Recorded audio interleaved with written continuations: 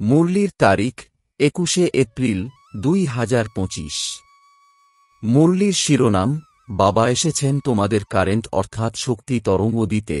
তোমরা যদি দেহি অভিমানী হও, তোমাদের বুদ্ধিযোগ যদি এক বাবার সাথে থাকে, তাহলে তোমরা কারেন্ট অর্থাৎ শক্তি তরঙ্গ পেতে থাকবে।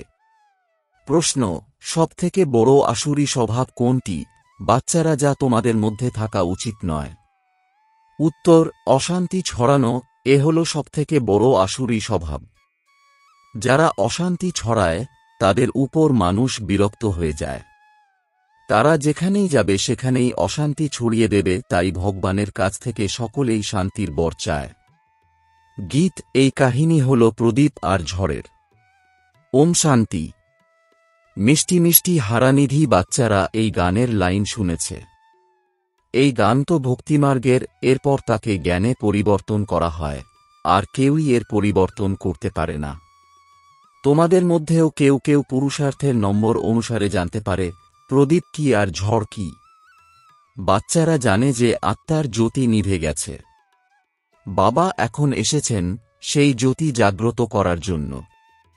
কেউ মারা গেলেও প্রদীপ জ্বালানো হয়। সেই প্রদীপ খুব সাবধানে রাখা হয়।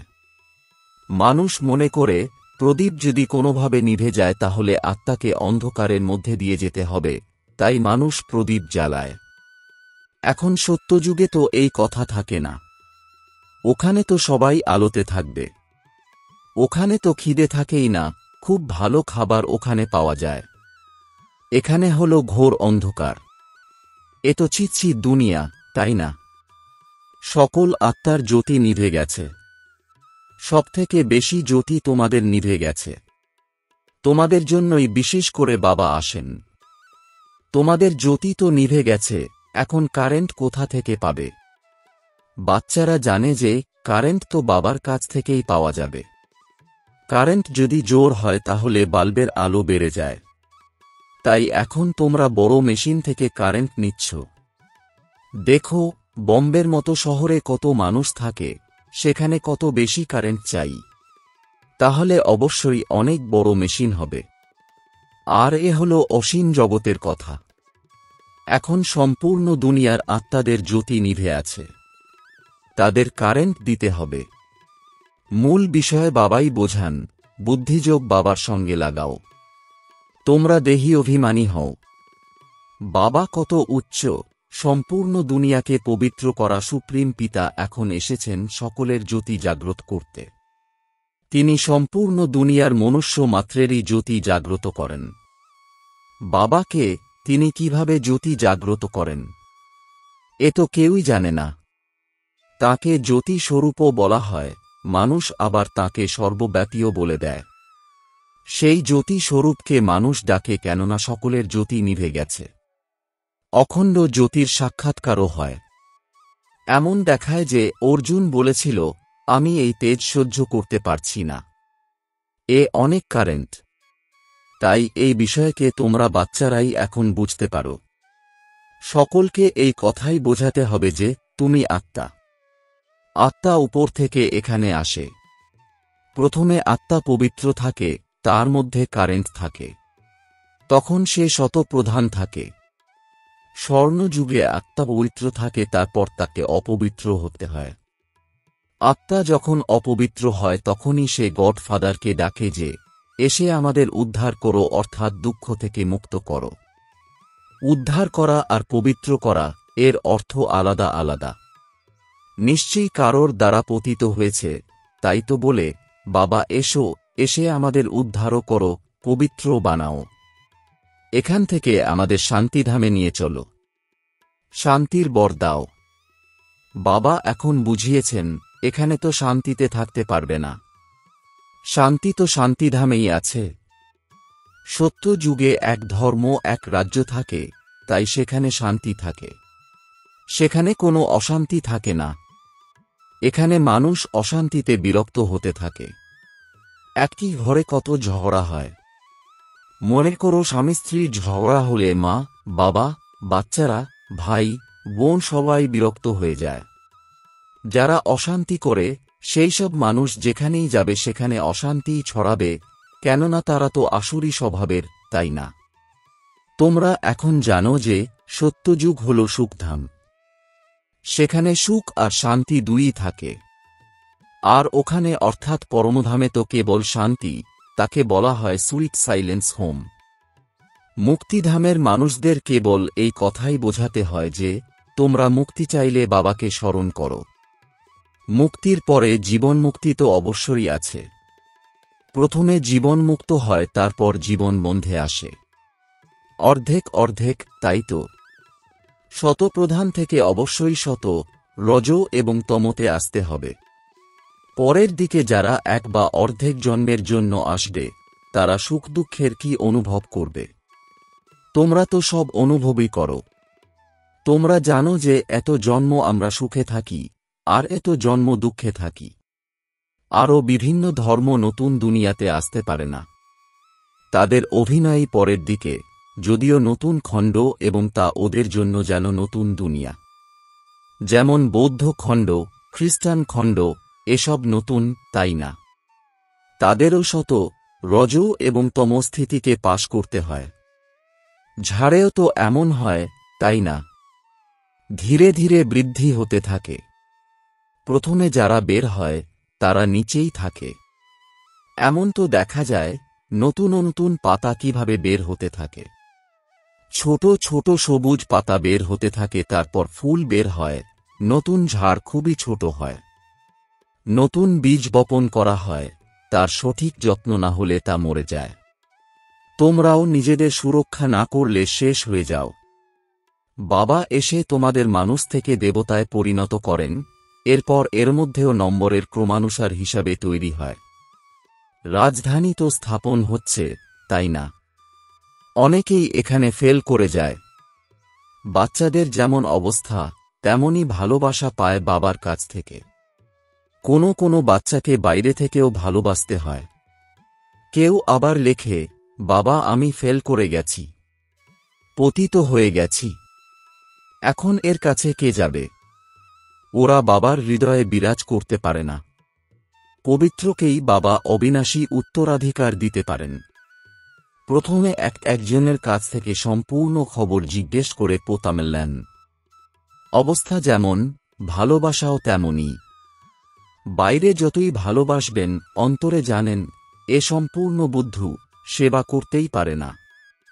খেয়াল বা চিন্তা তো থাকেই, তাই না? অজ্ঞানকালে বাচ্চারা যখন ভালো উপার্জন করে, তখন বাবারা তাদের খুবই ভালোবাসে। আবার কেউ যদি বেশি উপার্জন না করে, তখন বাবারও তেমন ভালোবাসা থাকে না। তাই এখানেও এমনই। বাচ্চারা তো বাইরেও সেবা করে, তাই না? যে ধর্মেরই হোক না কেন, তাকে বোঝানো উচিত। বাবাকে তো উদ্ধারকর্তা বলা হয়। উদ্ধারকর্তা আর গাইডকে তাঁর পরিচয় দিতে হবে। সুপ্রিম গডফাদার আসেন, সবাইকে উদ্ধার করেন। বাবা বলেন, তোমরা কত পতিত হয়ে গেছ, তোমাদের পবিত্রতাই নেই, তোমরা এখন আমাকে স্মরণ করো। বাবা তো চির পবিত্র। বাকি সবাই অবশ্যই পবিত্র থেকে অপবিত্র হয়। তারা পুনর্জন্ম নিতে নিতে নেমে আসে। এই সময় সকলেই পতিত, তাই বাবা রায় দেন, বাচ্চারা তোমরা আমাকে স্মরণ করো, তাহলে পবিত্র হয়ে যাবে। মৃত্যু তো এখন সামনে উপস্থিত। পুরানো দুনিয়ার এখন অন্তিম সময়। মায়ার পাম্প অর্থাৎ জোর এতই, তাই মানুষ মনে করে এই তো স্বর্গ। এরোপ্লেন, বিদ্যুৎ ইত্যাদি কত কিছু আছে, এসবই হল মায়ার পাম্প। এসবই এখন শেষ হতে হবে। তারপর স্বর্গের স্থাপন হয়ে যাবে। এই বিদ্যুৎ ইত্যাদি তো স্বর্গেও থাকে। তাহলে এইসব স্বর্গে কিভাবে আসবে? তাহলে যে জানে তেমন কাউকে চাই। তোমাদের কাছে খুব ভালো কারিগররা আসবে। তারা তো আর রাজা হবে না, কিন্তু তারা তোমাদের প্রজাতে আসবে। ইঞ্জিনিয়ারিং জানে এমন সব কারিগররা আসবে। এই আধুনিকতা সব বিলেত থেকেই আসে। যারা এক মাসের মধ্যে মনকে সম্পূর্ণভাবে কন্ট্রোলিং পাওয়ার দ্বারা পুরো মাস যখন চাও, যেখানে চাও সেখানে একাগ্র করতে পারবে, তাদেরকে এই চার্টের রেজাল্টে পুরস্কার দেওয়া হবে। ঠিক আছে তো? পুরস্কার কি নেবে? পাণ্ডব পাণ্ডব প্রথমে। অভিনন্দন পাণ্ডবদের আর শক্তিরা। A1 পাণ্ডব নম্বর 1 তো শক্তিরা A1। শক্তিরা যদি A1 না হবে তবে পাণ্ডব A1। এখন গতি কিছুটা তীব্র করো, আরামের নয়। তীব্র গতি দ্বারাই আত্মাদের দুঃখ দুর্দশা সমাপ্ত হবে। আত্মাদের উপরে দয়ার ছত্রছায়া দাও। আচ্ছা, ডবল বিদেশি ভাই বোনেদের প্রতি বাপদাদা বলেন, ডবল বিদেশি অর্থাৎ ডবল পুরুষার্থে যারা সামনে এগিয়ে যায়। যেমন ডবল বিদেশি টাইটেল আছে না, লক্ষণ আছে তো না তোমাদের, তেমনি ডবল বিদেশি নম্বর 1 নেওয়াতেও ডবল গতিতে সামনে এগিয়ে যায়। এটা ভালো। সব গ্রুপে বাপদাদা ডবল বিদেশিদের দেখে খুশি হন। এখন ডবল বিদেশি কি প্ল্যান বানাচ্ছ? বাপদাদা খুশি হয়েছেন যারা আফ্রিকা থেকে তারা তীব্র পুরুষার্থ করছে। তো তোমরাও সবাই আশেপাশে তোমাদের ভাই বোন যারা রয়ে গেছে তাদেরকে সমাচার দেওয়ার উৎসাহ উদ্দীপনা রাখো, যেন অভিযোগ না থেকে যায়। বৃদ্ধি হচ্ছে আর হতেও থাকবে, কিন্তু এখন অভিযোগ শেষ করতে হবে। ডবল বিদেশিদের এই বিশেষত্ব তো বলেই থাকেন যে সত্য হৃদয়ের প্রতি প্রভু সন্তুষ্ট, ভোলা বাবাকে প্রসন্ন করার এই সাধন ডবল বিদেশিদের বিশেষত্ব। বাবাকে সন্তুষ্ট করার ব্যাপারে তারা খুব পারদর্শী। স্বচ্ছ হৃদয় বাবার কেন প্রিয় লাগে? কারণ বাবাকে বলাই হয়ে থাকে সত্য। গড ইজ ট্রুথ বলা হয় তো না। তাই তো যারা নির্মল হৃদয়ের, স্বচ্ছ হৃদয়ের তারা বাপ দাদার খুব প্রিয়। এমনই তো না? তোমাদের নির্মল হৃদয় আছে, স্বচ্ছ হৃদয় আছে। সত্যতাই ব্রাহ্মণ জীবনের মহত্ব। সেই জন্য ডবল বিদেশিদের বাপদাদা সদা স্মরণ করে।